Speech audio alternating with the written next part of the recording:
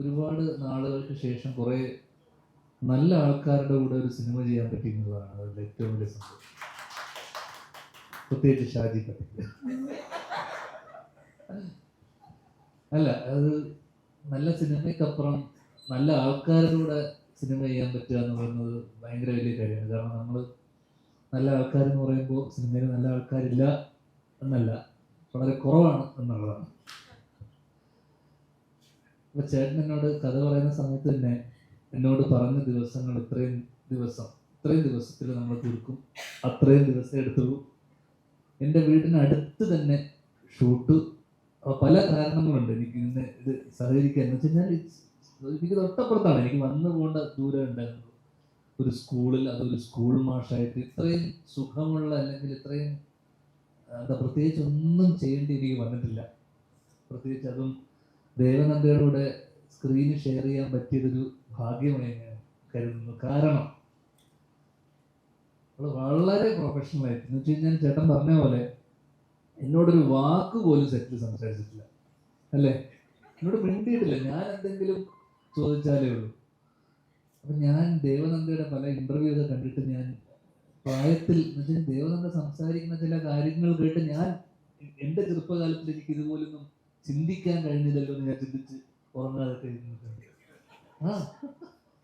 കാരണം എനിക്ക് ആ സമയത്ത് ഇത്രയും പക്വത ഇല്ലല്ലോ എന്നൊക്കെ ഞാൻ ചിന്തിച്ചിട്ടുണ്ട്. എനിക്ക് അങ്ങനെ ആവണമായിരുന്നു എന്ന് ഞാൻ ചിന്തിച്ചിട്ടുണ്ട്. കാര്യമായിട്ട് അങ്ങനെയുള്ള ദേവനന്ദയെ കാണാൻ പറ്റിയപ്പോൾ ദേവനന്ദ എന്നോടൊന്നും മിണ്ടുന്നില്ല. ഞാൻ അങ്ങോട്ടാണ് ഓർമ്മയുണ്ട്, പലപ്പോഴും ഞാൻ കോൺവെർസേഷൻ ബിൽഡ് ചെയ്യാൻ ശ്രമിക്കുമ്പോഴൊക്കെ ദേവനന്ദ ഈ ക്യാരക്ടറായിരിക്കുക.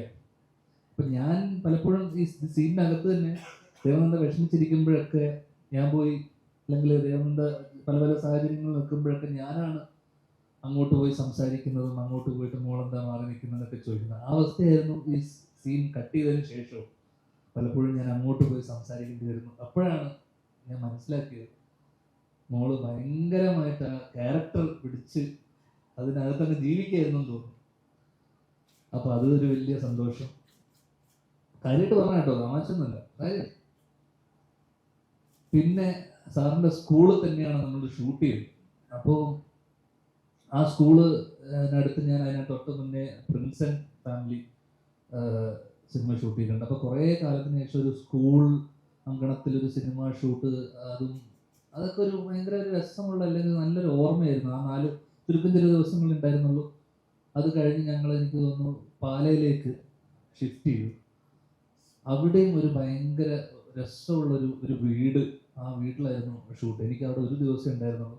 എനിക്ക് തോന്നുന്നു ഇനി ആ വീട്ടിൽ നിന്ന് ഇറങ്ങി പോകാൻ തന്നെ ഇതായി, അല്ലേ? കുറേ ദിവസം അവിടെ തന്നെ കിടക്കുകയായിരുന്നു അല്ലേ?